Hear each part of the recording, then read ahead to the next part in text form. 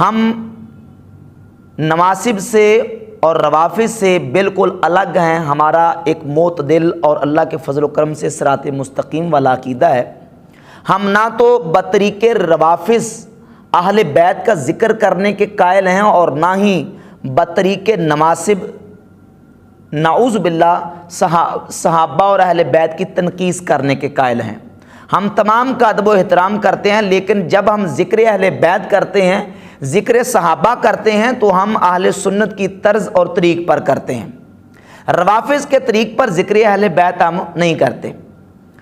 اب جب ہماری محافل نعت میں اور ہماری محافل میں مجالس میں بعض اس طرح کے نعت خواں اور بعض خطیب قسم کے واعظ قسم کے مولوی آ کے بطریق روافض ذکر اہل بیت کرتے ہیں، تو یقیناً جو ہمارے ذمہ داران حضرات ہیں ان کا حق بنتا ہے کہ ان کو تنبیہ کریں کہ آپ ذکر اہل بیت اس طریقے سے کریں جو طریقہ اہل سنت و جماعت کا ہے.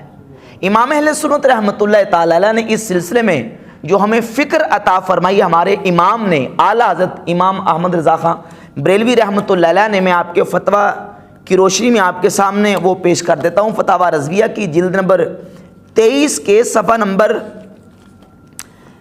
739 اور 40 پر اعلیٰ حضرت امام علیہ سنت رحمۃ اللہ علیہ نے ایک فتوے، ایک استفتاء کا جواب دیا فتوے کی صورت میں. استفتاء کا سوال یہ ہے کہ بطریق روافض بغیر ذکر حضرات خلفائے راشدین رضوان اللہ علیہم اجمعین اہل سنت کے واسطے واقعات کربلا بیان کرنا اور بوجہ ہم نامی خلفائے ثلاثہ حضرت ابو بکر و عمر و عثمان فرزندان حضرت علی کرم اللہ وجہہ کا تذکرہ من جملہ شہدائے دشت کربلا ترک کرنا جائز ہے یا نہیں؟ یعنی خلاصہ یہ ہے کہ کیا کوئی بندہ بطریق روافض ذکر اہل بیت کر سکتا ہے کہ نہیں؟ خلفائے راشدین کے ذکر کو چھوڑ کر صرف اہل بیت کے افراد کا ذکر کرے اور خلفائے راشدین کا تذکرہ نہ کرے تو کیا کرنا چاہیے؟ امام اس کا جواب دیتے ہیں، فرماتے ہیں افضل اذکار ذکر الہی عزا جلالہ ہے، اور ذکر الہی میں سب سے افضل نماز.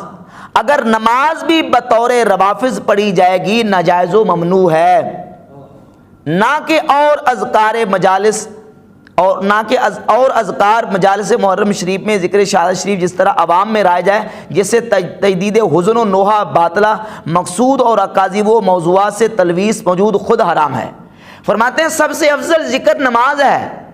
اگر کوئی بندہ نماز بھی بطریق روافض پڑھے گا، امام فرماتے ہیں وہ جائز نہیں ہے. جب نماز بطریق روافض جائز نہیں ہے تو ذکر اہل بیت کوئی بطریق روافض کرے وہ کیسے جائز ہو جائے گا؟ وہ بھی اہل سنت کے طریق پر کرنا ہوگا. اور امام اہل سنت فرماتے ہیں ہاں ذکر فضائل شریف حضرت سیدنا امام حسین ریحانہ رسول صلی اللہ تعالی علیہ وسلم بربجائے جائز روایات صحیحہ معتمدہ معتبرہ سے ضرور نور عین و عین نور ہے، مگر صرف اسی پر اختصار اور ذکر خلفائے کرام رضی اللہ تعالی عنہم سے دامن کشی خصوصاً لکھنؤ جیسے محل حاجت میں کہ کوفہ ہند ہے ضرور قابل اعتراض و احتراز ہے. یعنی ایسے مقام پر جہاں روافض کا دورہ ہو اور ان کی کثرت ہو اور رافضیت کو پرموٹ کیا جا رہا ہو، ایسے مقام پہ خلفائے راشدین کا تذکرہ نہ کرنا اور ان کے ذکر کو ترک کر دینا ضرور قابل اعتراض ہے، اور ایسا اقدام ضرور قابل احتراز ہے، اس سے بچنا چاہیے. اب اگر کسی محفل میں کسی مجلس میں یہ کہہ دیا جائے کسی نعت خواں کو، کسی عالم کو کہ بھائی صحابہ کی منقبت بھی سنا دے، ابو بکر صدیق کی منقبت سنائے، حضرت فاروق اعظم عثمان غنی کی منقبت سنا دے، تو یہ نعوذ باللہ ناسبیت نہیں ہے، یہ خارجیت نہیں ہے، یہ طریقہ اہل سنت ہے امام اہل سنت رحمۃ اللہ کی تصریح کی روشنی میں. اب میں ایک مصلحانہ انداز میں مفتی حنیف قریشی صاحب اور ہمارے ایک نعت خواں ہیں حاکم علی حاکم صاحب، ان دونوں کا کلپ سن ان کی سامنے میں گزارش پیش کروں گا کہ جو بیان ان کا آیا اور اس میں انہوں نے کہا کہ لوگ جو ہیں وہ اہل بیت کا ذکر سنتے ہیں اور سن کے جناب وہ پریشان ہو جاتے ہیں، اور علی کا ذکر سن کے پریشان. الحمدللہ کوئی سنی پریشان نہیں ہوتی. سنی کا تو سینہ ذکر اہل بیت سن کے ٹھر جاتا ہے. ہماری آنکھیں اللہ کے فضل و کرم سے مولا علی اور ذکر اہل بیت سن کے ان کا ذکر ہماری آنکھیں ٹھنڈی ہوتی ہیں, سینہ ہمارا شاد ہو جاتا ہے. لیکن ہم ذکر اہل بیت بطریق روافض نہ سننے کے قائل ہیں نہ کرنے کے قائل ہیں. ہم اس طرح ذکر اہل بیت سنتے ہیں, اس طرح کرتے ہیں جس طرح کہ ہمارے ائمہ کرام علیہم رضوان کی تصریحات ہیں. اب اگر کسی سنی نے کسی محفل میں کسی نعت خواں کو یہ گزارش کر دی اور فرمائش کر دی کہ بھئی صحابہ کی منقبت سناؤ, تو اب اس سلسلے میں یہ بات کہنا کہ دیکھیں جی جناب اعلیٰ حضرت امام اہل سنت رحمۃ اللہ علیہ نے بس جو شان بیان کی ہے تو صرف 3 لوگوں کی, یعنی نبی کریم علیہ الصلوۃ والسلام کی یا تو نعت لکھی ہے, یا مولا علی کی منقبت بیان کی ہے, یا پھر انہوں نے حضور غوث پاک کی منقبت بیان کی ہے. اس کے علاوہ تو کسی کی منقبت بیان کی ہی نہیں ہے انہوں نے.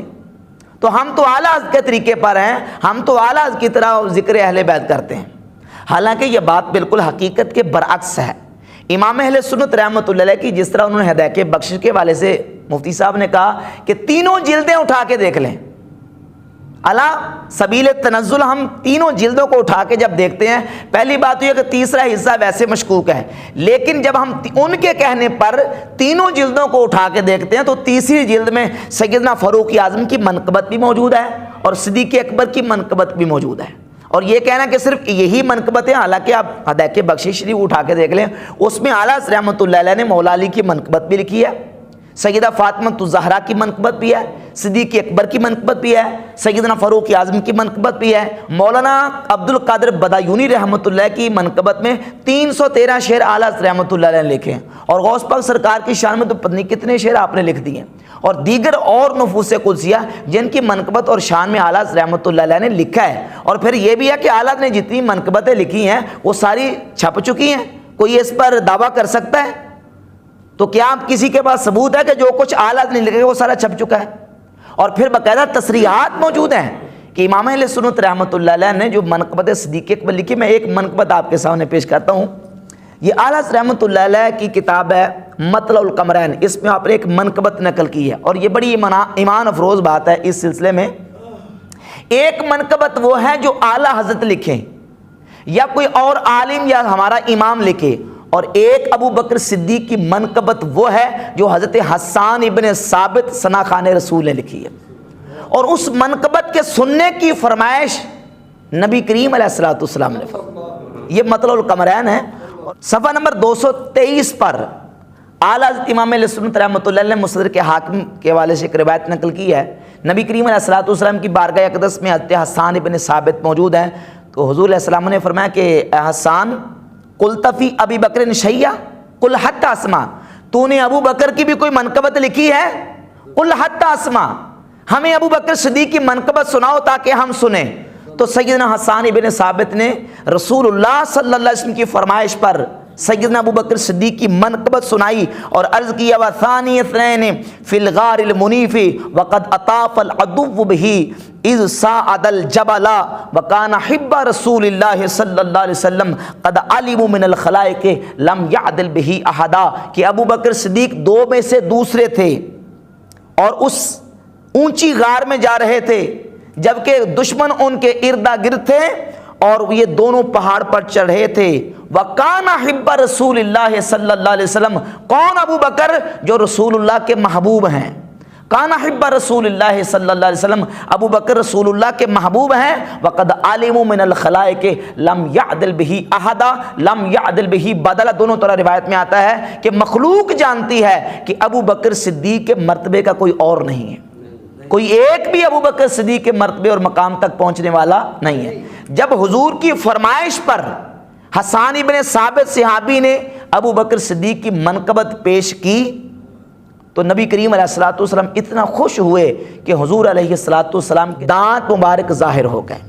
اتنا حضور خوش ہوئے اور ارشاد فرمایا اے حسان تم نے سچ کہا, وہ ایسے ہی ہیں. حسان تم نے سچ کہا, ابو بکر صدیق ایسے ہی ہیں. تو اعلیٰ حضرت رحمۃ اللہ علیہ کی اس نقل کردہ روایت سے یہ بات واضح ہوئی کہ صدیق اکبر اور صحابہ کی منقبت سننے کی فرمائش کرنا رسول اللہ کی سنت ہے, اور ابو بکر صدیق کی منقبت پڑھنا ان نعت خوانوں کے لیے میں ٹپ دینا چاہتا ہوں کہ ابو بکر صدیق کی منقبت پڑھنا حسان ابن ثابت صحابی رسول ثناخوان مصطفیٰ کی سنت ہے۔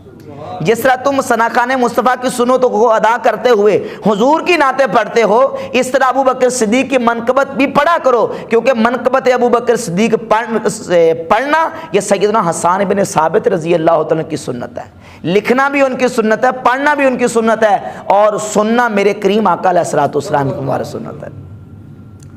تو یہ اعلیٰ حضرت رحمۃ اللہ علیہ کی تصریحات ہیں۔ مفتی صاحب نے کہا تو ہم تو اعلیٰ کو ماننے والے ہیں، تو میں گزارش کروں گا کہ اللہ مبارک کرے کہ آپ اعلیٰ کو ماننے والے ہیں، تو ہر سنی اعلیٰ کو ماننے والا ہونا چاہیے۔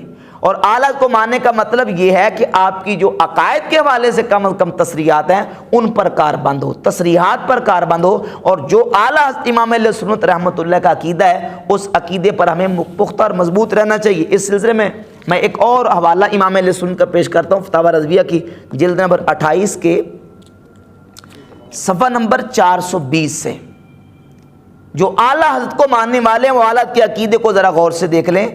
اہل سنت کا عقیدہ کہ امام فرماتے ہیں اہل سنت کا اجماع ہے کہ حضور صدیق اکبر رضی اللہ تعالیٰ عنہ، حضرت امام اولیاء مرجع العرفاء امیر المومنین مولا المسلمین سیدنا مولا علی کرم اللہ وجہہ سے بھی اکرم و افضل و اتم و اکمل ہے۔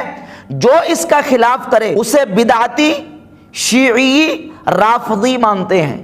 یعنی جو ابو بکر صدیق کو مولا علی سے افضل نہ مانے، اہل سنت اسے کیا مانتے ہیں؟ بدعتی، شیعی اور رافضی مانتے ہیں۔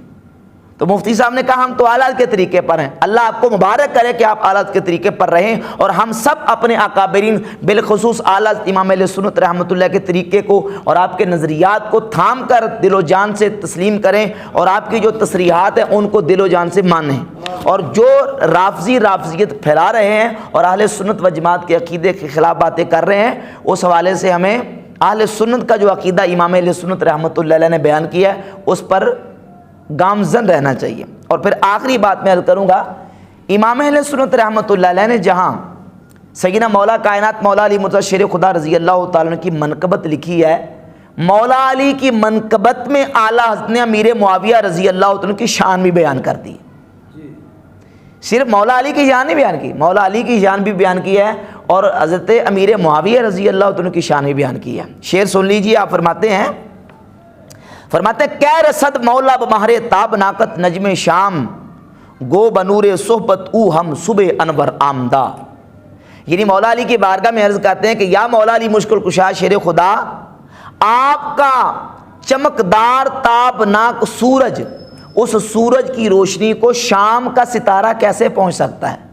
یعنی آپ مولا علی کو اعلیٰ نے مہر تابناک قرار دیا اور سیدنا امیر معاویہ کو نجم شام قرار دیا، یعنی کیا کہ وہ چمکتے ستارے ہیں شام کے، اور آپ تو سورج ہیں روشنی کا، اور آپ کی روشنی کے سورج کے مقابلے میں امیر معاویہ جو شام کے ستارے ہیں وہ آپ کی عظمت تک نہیں پہنچ سکتے۔